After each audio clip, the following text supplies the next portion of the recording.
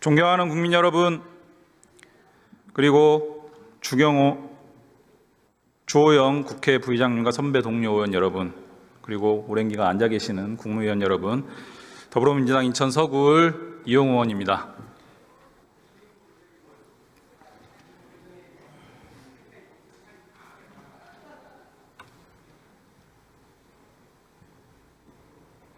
박성재 법무부 장관 나와주세요.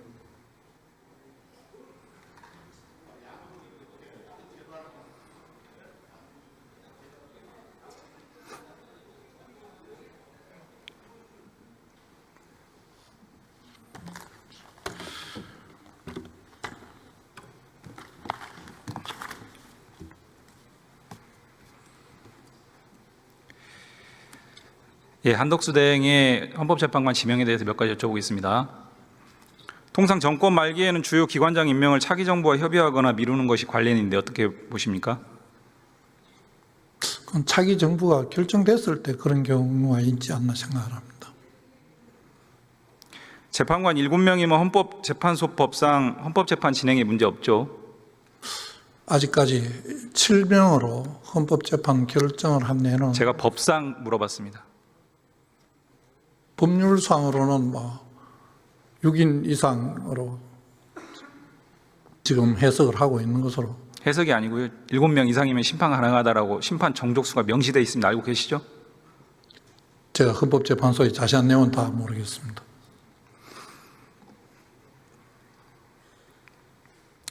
한덕수 대행이 지명 발표하면서 서면에 이렇게 얘기했습니다. 헌법재판에 차질이 생길까봐 이제 지명하는 것이다 이렇게 했습니다. 법상으로는 차질 생길 일 없죠? 7명으로 헌법재판소를 구성해서 결정을 한 내가 없기 때문에 그렇게 말씀하신 게 아닌가 생각을 합니다. 법상으로는 차질이 생길 일 없죠? 제가 지금 의원님 말씀하시는 헌법재판소법의 법률 내용 모르세요? 그 내용을 제가 지금 확인을 바로 못했습니다. 그런 선례가 없다라고 지금 선회를 해주셨는데 그러면 작년에 6명으로 헌법재판이 불가능한 상황에서는 왜 한대행 그 임명을 안 했습니까? 그게 설명이 됩니까? 6명 때. 예. 왜 그때 3명 임명 거부했죠? 그때는 지금 다 아니지 않습니까?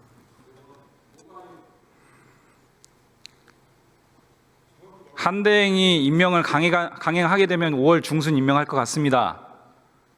차기 정부 2, 3주 전에 앞두고 임명을 강행하는 거예요. 그렇게 신속하게 임명할 필요성이 있습니까? 그분 총리께서 판단해서 한 것으로 생각합니다. 앞으로의 질문은 장관의 생각과 답변을 물어보는 거니까 그렇게 답변하세요. 2, 3주 앞두고 차기 정부 출범 2, 3주 앞두고 이렇게 급하게 할 이유가 있어 보입니까? 제가 총리께서 장관의 의견을 질문하는 겁니다. 있어 보입니까? 저 생각은 예. 총리의 결정을 존중합니다. 질문이 그게 아니잖아요. 그런 필요성이 있어 보이냐고 물어봤습니다. 헌법재판소가 7인 이상으로 8인 정도에서 의사결정이 많이 한 것으로 알고 있습니다. 그걸 충족하기 위해서 한 것이 아닌가 생각합니다. 헌법재판소 법도 모르면서 그런 답변을, 그런 판단들을 해오신 겁니까, 이 정부는? 그러니까 마치 7명으로는 재판이 안 될 것처럼 전제하고 그런 지명 발표를 하는 겁니다. 7명으로 가능함에도 불구하고 법도 검토를 안 했어요. 법무행정의 최고 책임자가 그런 거 조언해야 되는 거 아닙니까? 저 직무정지 당하다고 지금 온지 그건 변명이죠. 법무차관이 있잖아요. 법무차관이 충분히 이야기한 것으로 알고 있습니다. 한대행이 이런 지명을 하면 상당한 국가적 혼란과 이런 국력 소모가 될 것 뻔히 예상되는데 지명했습니다. 어떻게 생각하십니까? 총리께서 여러 가지 상황을 감안해서 필요하다고 해서 결정한 것으로 알고 있습니다. 차기 대통령 2, 3주 전에 급하게 임명할 필요성도 없이 했다. 저는 그래서 차기 대통령의 임명권을 훔친 것이다 이렇게 평가합니다. 어떻게 생각하세요? 동의하지 않습니다. 한덕수 총리 탄핵 결정문 보면 권한 대행은 예비적 보충적으로 직무 대행을 하는 것이고 대통령 지위와 동일할 수 없다. 민주적 정당성에 차이가 있어서 권한 범위 다르다. 알고 계시죠? 고리 상태와 탄핵 결정문 내용 알고 계시냐고 물었습니다. 질문 잘 듣고 취지에 맞게 답변하세요. 그런 표현이 있는 것으로 알고 있습니다. 국회 입법조사서 화면 한번 보세요. 국회 입법조사처 법제처 작성의 헌법주석서 한국법학 교수회 100명 이상의 헌법학자회의 이 입장이 모두 권한대행의 지명 권한 없고 위헌이다. 이에 대해서 어떻게 생각하세요? 다양한 의견이 있는 것으로 알고 있습니다. 다음 화면 보세요. 유력 헌법학자들, 특히 성낙인, 허영, 장영수, 차진하 교수 등 보수 성향 헌법학자들조차 대행의 지명이 권한 범위 바뀌고 위헌이다. 어떻게 생각하세요? 의원님께서 요약하신 이 내용이 그 내용의 전부는 아니라고 알고 있고 다양한 의견이 있는 것으로 알고 있습니다. 한덕수 대행과 권성동 원내대표의 기존 발언과도 배치되는데요. 어떻게 생각하십니까? 어떤 부분이 다른지 저는 알지 못합니다. 이런 권한 행사하면 안 된다, 자중해야 된다 이렇게 했던 발언들과 배치되는 겁니다. 어떻게 생각하세요?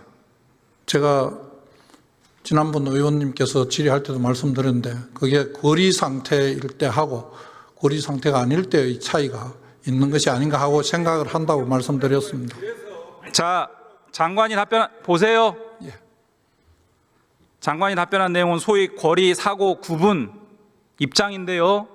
헌법 71조에는 거리든 사고든 대행한다 이렇게 돼 있고요. 한덕수 대행 헌재 결정문에서 보시면 헌재는 거리든 사고든 구분하지 않고 민주적 정당성은 크기에 상응하여 권한을 행사하는 것이다 라고 못 받고 있습니다. 그래도 거리와 사고를 구분할 겁니까? 그렇게 따지면 명문상으로만 하면 헌법에 제한 규정이 없습니다. 법 조항과 헌재 결정문 다 말씀드렸잖아요. 헌재 결정문도 마찬가지지만 헌법상 제한 조문이 없다는 것을 말씀하시지 않습니까? 법률과 모든 학설과 모든 기관의 유권 해석을 넘어서서 자의적인 어떤 변방의 주장을 가지고 와서 국정을 할 겁니까? 모든 학자들이 동일하다는 생각에 동의하지 않습니다. 압도적이지 않습니까? 장관이나 한대행 정도가 주장하는 이런 내용 가지고 국정을 할 거냐고 물었습니다. 혼란을 야기하잖아요. 법률에 따라서 국정이라면 일을 할 것입니다. 국정이라면 헌법과 법률과 유력한 견해들을 쫓아가는 게 적절한 거 아닙니까? 어때요? 유력한 견해를 어떤 기준으로 유력한 견해라고 하신지 저는 잘 모르겠습니다. 99%가 저렇게 얘기하잖아요. 대한민국에. 저는 99%에 동의하지 않습니다. 그러면 장관을 내려놔야 돼요. 의원님께서 어떤 근거로 99%가 그렇다고 하시는지 저는 알지를 못하겠습니다.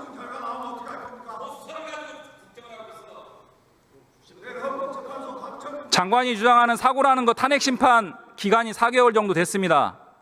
파면 이후 거리라고 주장하시는데 2개월이에요. 거리 기간이 더 짧습니다. 그래도 거리 기간에 더 많은 권한을 행사해야 됩니까? 총리께서 여러 가지 상황을 장관의 입장을 설명해 보세요. 제 입장으로 제가 할 수 있는 일이 아니지 않습니까? 장관의 입장을 설명해 보시면 됩니다. 저는 총리의 의견을 존중한다고 말씀드렸습니다. 이 부분에 대해서 법제처 유권에서 받았어요? 제가 그 과정은 알지 못합니다. 지명 발표하는 날 국무회의 전에 간담회 했죠? 저는 그때 권한 정지 중이었습니다. 확인하고 나오셨어야죠? 확인 못했습니다. 지금 대정부 질문에 나오는 국무위원의 자세가 이렇습니까? 제가 확인하지 못했습니다. 국민들 상대로 그렇게 불성실하게 대응할 거예요? 의원님께서 말씀하시는 내용을 다 확인해야 된다면 확인 못한 것이 제 불찰입니다만 제가 질의서 보내드렸잖아요. 질의서 받아보지 못했습니다. 오늘 받았습니다. 받아봤잖아요. 그러니까 오늘 받은 내용에 지금 말씀하신 그 내용이 구체적으로 지금 저희들인데 전달이 잘 안 된 것 같습니다. 그러면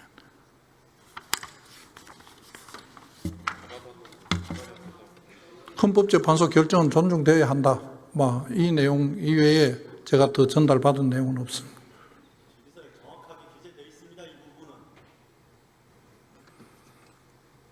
저는 헌법재판소를 자격 없는 자들로 채워서 헌법재판소의 기능을 무력화시키는 법률적 내란이라고 평가합니다. 어떻게 생각하세요? 동의하지 않습니다. 헌법기관을 무력화시키는 거예요. 국헌문란이죠. 동의하지 않습니다. 동의하지 않는 이유 설명해 보세요. 총리께서 적정한 사람을 선발해서 임명한 것으로 알고 있습니다.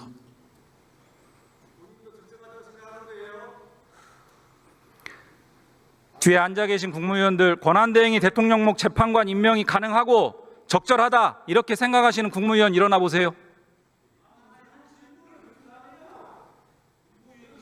4월 8일 국무회의 전 간담회에서 이 지명에 대해서 반대 의견 표명한 국무위원 일어나 보세요.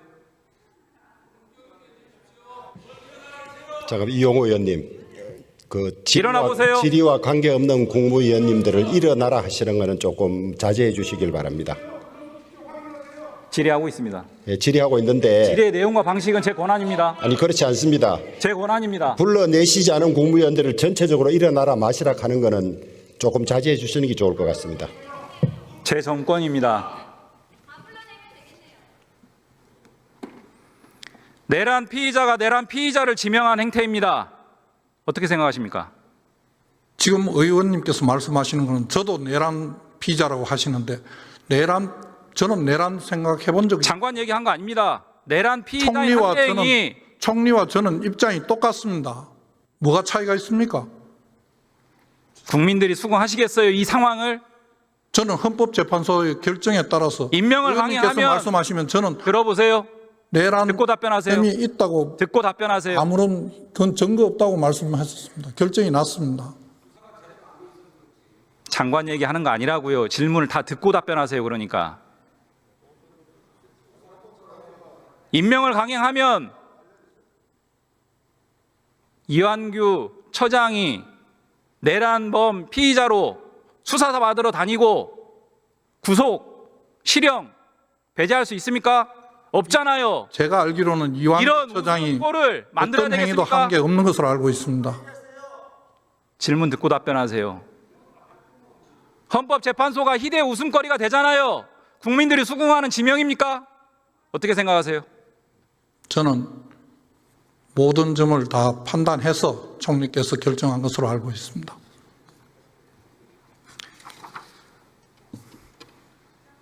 검증 과정에서 여쭤보겠습니다. 장관 공직 후보자 인사검증 절차 거쳤죠? 저는 거쳤습니다.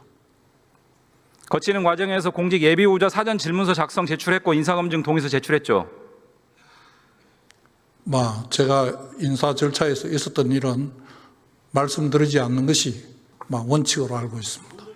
자, 그러면 지금부터 잠시만 주목해 주시기 바랍니다. 제가 구독자분들을 위해서 선물 하나를 준비했는데요. 제가 항상 여러분들께 드리는 말씀이 있습니다. 뉴스만 평소에 잘 챙겨보셔도 돈이 되고 돈을 벌 수 있다라고 말씀을 드렸는데요. 여러분들은 여기 보시는 삼성전자 뉴스를 보고 어떤 생각이 드세요? 아니면 정치인들의 뉴스, 날씨 뉴스를 보고는 어떤 생각이 드시나요? 그냥 뉴스만 보고 끝내는지 아니면 이 뉴스를 어떻게 이용할 수 있는지 이 부분을 고민하고 계시는지를 되물어보고 싶습니다. 그 이유가 뭐냐 하면 제가 지난번에 여러분들께 뭐라고 말씀을 드렸었죠? 지금은 반도체 섹터를 눈여겨보셔야 한다고 말씀드렸습니다. 그리고 나서 이런 썸네일들 뉴스를 통해서 많이 보셨을 겁니다. 반도체 내용이 이슈가 됐을 때 부자들은 어떻게 생각한다? 반도체 관련주들은 뭐가 있는지, 어떤 종목이 가장 좋은지, 어디에 투자해야 돈이 몰리는지 자연스럽게 생각한다고 제가 말씀을 드렸죠. 그 이유가 뭐냐 하면 부자들이 봤을 때는 이슈가 곧 돈으로 이어지고 그 이슈가 나에게 돈을 벌어준다는 경험적 확신이 있기 때문에 부자들은 항상 이런 사회적 이슈를 관심 있게 챙겨본다고 제가 말씀을 드렸습니다. 이번에도 마찬가지인데요. 제가 지난번에 시청자분들과 함께하는 주식으로 수익 내기 이벤트를 진행했었죠. 당연히 100% 무료로 진행을 했었고요. 여기 보시면 아시겠지만 제가 지난번에도 구독이라고 보내주신 모든 시청자분들께 반도체 관련주 중에 가장 크게 급등할 딱 한 종목, 많은 종목도 아니라 한미반도체 한 종목을 여러분들께 추천드렸어요. 그러면서 여기 나와 있는 대로 정확히 얼마에 매수해야 하는지, 그리고 수익률이 어느 정도 나왔을 때 팔아야 하는지를, 이런 부분들까지 여러분들에게 정확히 알려드렸었는데 지금 실제로 어떻게 되었다? 오른쪽을 보시면 아시겠지만 제가 지난번 문자 발송으로 이 한미 반도체를 소개해드리고 나서 실제로 이렇게 5배 이상 어마무시한 상승이 나왔습니다. 100만 원만 투자를 했어도 무려 500만 원이 넘는 수익금이 생긴 거죠. 그래서 당시에도 굉장히 많은 분들이 제가 드린 이 한미 반도체로 수익을 내실 수가 있으셨을 텐데요. 다시 한번 축하드린다고 말씀을 드리겠고, 이번에도 마찬가지입니다. 앞으로도 2024년, 2025년 계속해서 기대해볼 섹터는 AI입니다.